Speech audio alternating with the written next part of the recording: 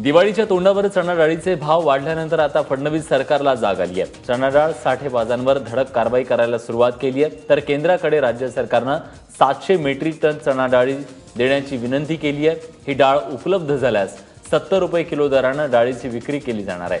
मात्र 70 रुपये किलोची डाळ दिवाळीपूर्वी मिळणार की दिवाळीनंतर याचं उत्तर मात्र फडणवीस सरकार देत नाहीये।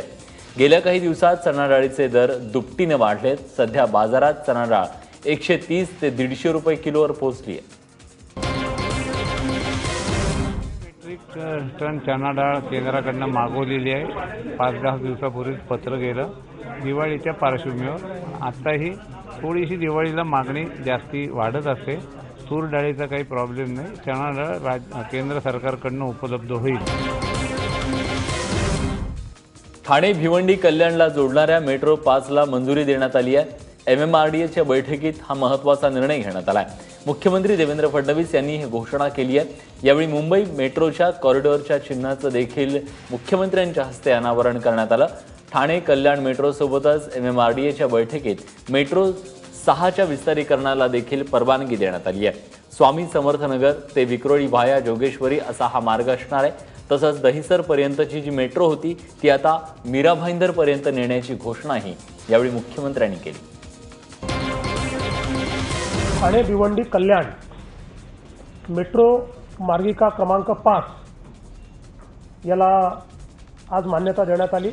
सर्क्युलर रूट देखील याच्यामध्ये तयार करण्यात येणार आहे। त्यामुळे एक मोठी कनेक्टिव्हिटी ही ठाणे कल्याण भिवंडी ठाणे भिवंडी कल्याण अशी या ठिकाणी तयार होते आहे।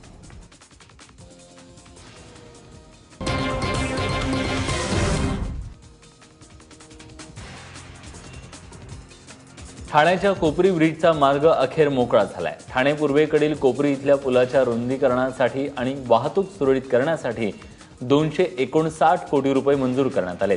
त्यामुळे आता एकूण 8 लेनचा हा मार्ग होणार आहे। या ब्रिजजवळ केवळ 2च मार्गिका असल्याने मुंबईहून ठाण्याला आणि ठाण्याहून मुंबईला येत असताना संध्याकाळी या मार्गावर मोठ्या प्रमाणात वाहतूक कोंडी व्हायची। कोल्हापूरकरांना आज प्रवासाचा मनस्ताप होण्याची शक्यता आहे, कारण KMTची बस सेवा आज बंद असणार आहे। कोल्हापूर पालिकेच्या परिवहन कर्मचाऱ्यांनी आजपासून बेमुदत संप पुकारलाय। पालिकेच्या परिवहन कर्मचाऱ्यांनी 6व्या वेतन आयोग लागू करण्याची मागणी करत हा बंद पुकारलाय। त्याचप्रमाणे पगार नियमित करावा, कंत्राटी कर्मचाऱ्यांना योग्य न्याय द्यावा यासारख्या मागण्या देखील करण्यात आल्या। या संदर्भात आयुक्त P शिवशंकर यांच्यासोबत बैठक घेण्यात आली। मात्र बैठकीत सकारात्मक निकष हाती न आल्यानं अखेर या कर्मचाऱ्यांनी संप पुकारला। मराठा समाजाच्या आरक्षणाच्या मागणीवरून आता नवा वाद निर्माण होण्याची शक्यता आहे, कारण चंद्रपूरच्या सकल मराठा मोर्चामध्ये कुणबी समाजाच्या नेत्यांनी मराठा समाजाचा कुणबी किंवा ओबीसीत समावेश करू नये असं म्हटलंय।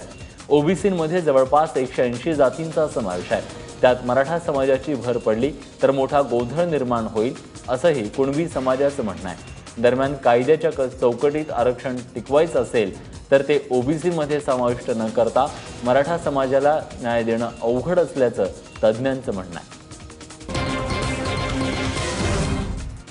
महाराष्ट्रातील मराठा क्रांती मोर्चाचं लोण आता कर्नाटकातही पोहोचलंय।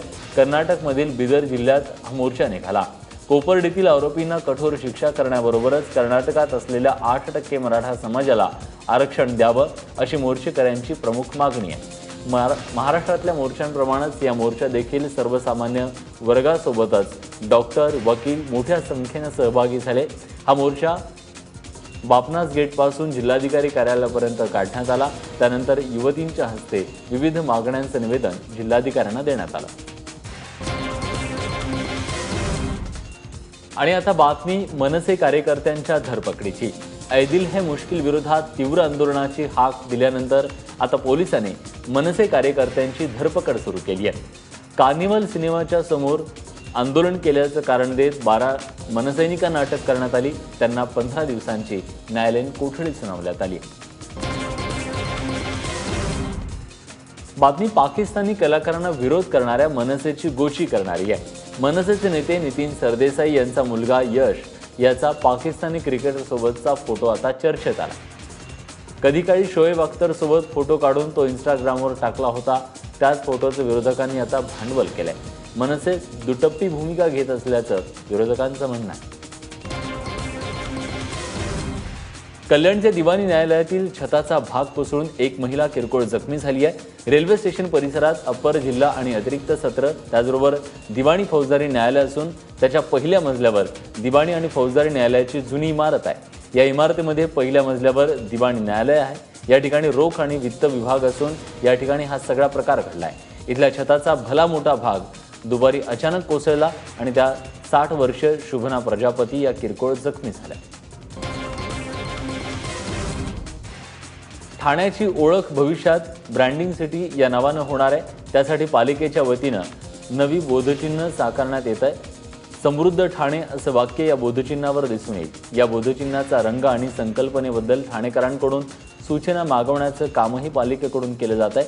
ठाणे महानगरपालिका आयुक्त संजीव जयस्वाल यांनी यासंबंधी माहिती दिली आहे. हे बोधचिन्ह ठाण्याची ओळख बनेल असा विश्वास यावेळी आयुक्तांनी व्यक्त केला. सेना, भाजप आणि मनसे पाठोपाठ राष्ट्रवादीनंही मुंबई महानगरपालिकेसाठीच्या प्रचाराचा नारळ फोडलाय. मालाडमध्ये राष्ट्रवादी काँग्रेसनं परिवर्तन मेळावा घेतला. या मेळाव्यात अजित पवारांनी मुंबई महानगरपालिकेवर टीकेचे आसूड ओढले. सेना भाजपच्या भांडणात मुंबईकरांच्या वाटेला गेल्या 20 वर्षात निराशा हाती आल्याचं अजितदादांनी म्हटलं.